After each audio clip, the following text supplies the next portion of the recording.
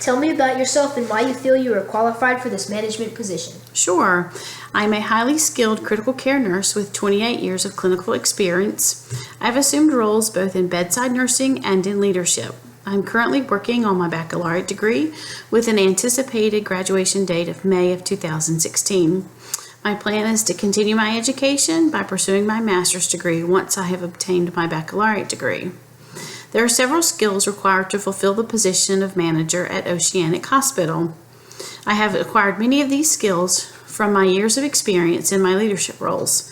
My leadership roles have consisted of team leader and clinical nurse educator. In my role as team leader, I functioned as charge nurse to night shift staff, and I was responsible for monitoring and flexing staff according to patient census. I also served as a liaison between staff members of other departments within the organization to promote a multidisciplinary approach to patient care and to enhance teamwork throughout the hospital. I also participated in annual performance evaluations of staff. As clinical educator, I've had the opportunity to assist staff in preparation for regulatory agency site visits, and I am responsible for assisting in the assessment, planning, implementation, and evaluation of unit-specific clinical staff development, to include staff competencies, unit-based orientation, unit-based in-services, and developing critical care continuing education. Additionally, I have learned through my leadership and management courses while working to obtain my BSN and in courses I have completed in leadership working for Rex Hospital. I believe that one of the most important attributes of being an effective leader is being able to motivate a team. I have been able to motivate staff recently by increasing our compliance of all staff nurses completing the National Institute of Health Stroke Scale certification from 24% to a 100% rating. Not only is the staff 100% compliant with hospital policy, they have a better understanding of having direct impact on the care of patients that we serve. I set high expectations of all staff to achieve their certification, and I allowed them the time and space necessary to obtain their certification without incurring any overtime in the budget. What is your style of leadership, and what style do you prefer your supervisors to display and why? My style of leadership is of the democratic style. I prefer my supervisors to also display the democratic style, as well as there are many advantages of this type of leadership. While utilizing the democratic style of leadership, it assists in encouraging others to take part in the decision-making process. Nurses become more involved and in turn are more committed to the success of the initiative that they are working on. In the end, it promotes a positive work environment, enhances outcomes by gaining successful initiatives, and promotes autonomy of the nurse, and improves the retention of staff. This style of leadership also encourages others to become leaders themselves. I believe part of my role as a manager is to develop staff to their best potential. Describe the core values that are most important to you and why. The most important core value that I have is integrity. In nursing school, I was taught to do no harm to your patient, to be kind, honest, and ethical. To me, that is the definition of integrity. Doing no harm means keeping up with the constant and changing healthcare world by advancing your education and becoming a lifelong learner. To enhance professional integrity, I would require staff to maintain current standards of education set forth by Oceanic Hospital's policies. To be kind, honest, and ethical is shown by incorporating your own personal profession and moral values within your practice.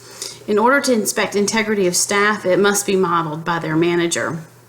I would demand myself to model integrity, and in order to demonstrate integrity, I must possess the traits to show that I am competent, visible, and credible as their leader. In order to do this, I must be able to use my voice to advocate for the nurses and to be able to speak up when they fear patient safety, patient rights, and professional practice boundaries have been broken. Give an example of a model of care that you believe is effective in delivering high quality, fiscally responsible care. I believe that Kristen Swanson's mid-range caring theory is effective in delivering high quality and fiscal responsible care. In order to deliver high quality care, the nurse must practice in an environment that is conducive to enhancing empathy, clinical judgment, and work satisfaction.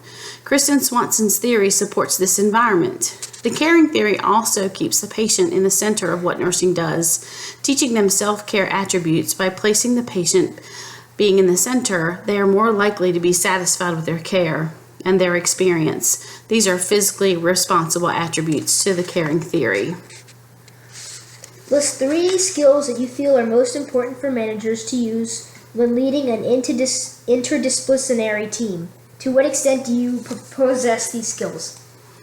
I believe that in order for an interdisciplinary team to function well, they must possess good communication skills.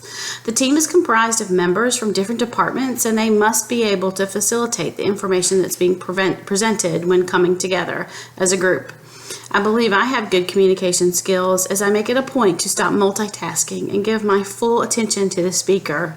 Communication is more about listening in order to gain the full meaning of what the topic is about.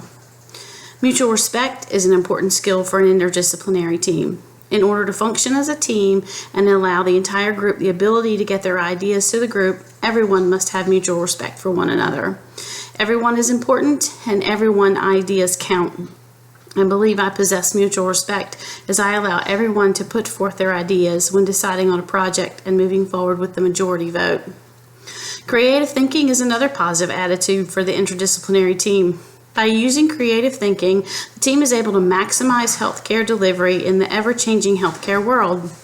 I use creative thinking every day while formulating ongoing education to reach staff on a variety of critical care topics to a variety of staff at different competency levels. What management skills are you lacking, and what is your plan for developing these skills? I would be honest in saying the management skills I lack are in budgeting. My plan for developing these skills would be to first sit down with another manager that has a unit close to the size of mine and compare and contrast their budget, seeking only expert advice. Secondly, I would ask for a meeting with the finance department to learn about budgeting and ask them to review the history of the unit. I would also enroll in any classes that are offered in the hospital that pertain to budgeting. In what ways are you planning and budgeting? In what ways are planning and budgeting related? What factors would you consider when planning the budget? Planning and budgeting are interrelated. A budget cannot be constructed without proper planning. Planning must take place on a continual basis in order to control finances. Factors to consider when planning a budget must include the review of the prior fiscal year. The manager must also look at staffing. What are the current needs of the unit? What is the retention rate currently? The manager must also look at the organization as a whole. What are the long-range goals for the institution? Are there new services that will be made available or services that are no longer viable? Lastly, as a manager, you could consider comparing budgets with another unit to the same size to assist with planning for any upcoming changes. Let's assume that you were hired into this position and that the budgeting process has already been completed by the previous manager. You notice that the budget does not include enough money to cover staffing expenses for 3 months of the fiscal year. What steps would you take? Initially, I would double check to confirm the variance. After confirming the variance, I would then review the entire budget aspects to see if revenue could be moved from supply budget to the personnel budget. I would review past performance and compare the budgeted occupancy rate to the actual rate in order to evaluate for volume variances. If a resolution could not be met, next I would ask to meet with the finance department and the chief nursing officer to review the variance and collectively decide on a course of action. How would you describe your level of emotional intelligence? Give 2 examples of how your emotional intelligence has positively impacted a group or team. I would consider my emotional intelligence to be high. I am able to effectively recognize my own emotions as they appear, and I can handle them appropriately as they arise. I have acquired good social skills through my nursing practice and can effectively communicate what I want or need and participate as a team player. I have the ability to stay positive and motivated, but most importantly, I am able to show empathy. Empathy is most important for success by learning to understand others, to know and how they feel about things. I was able to showcase my emotional intelligence during a patient-family interaction. The patient was terminal and was presented to the intensive care unit with a do not resuscitate order. Family was called as the patient was transferred to the intensive care unit from the med-surg floor as his condition worsened. They wanted his do not resuscitate order rescinded. I calmly took the family into conference with the intensivist and palliative care team. We were able to take a holistic approach and explain what was going on with the patient as he was actively dying, in words that helped the family to understand that a do not resuscitate order was the patient's wishes and what he wanted was best. To understand that a do not resuscitate order was the patient's wishes and we wanted what was best for the patient. It was a truly difficult conversation, but I put myself on the family's level and allowed them to be angry and to vent their feelings, never taking sides or getting upset. The family eventually came to a decision and allowed the do not resuscitate order to stand. I have also been involved in staff-to-staff communications. There was a new graduate nurse working with an experienced preceptor, and their personalities did not match.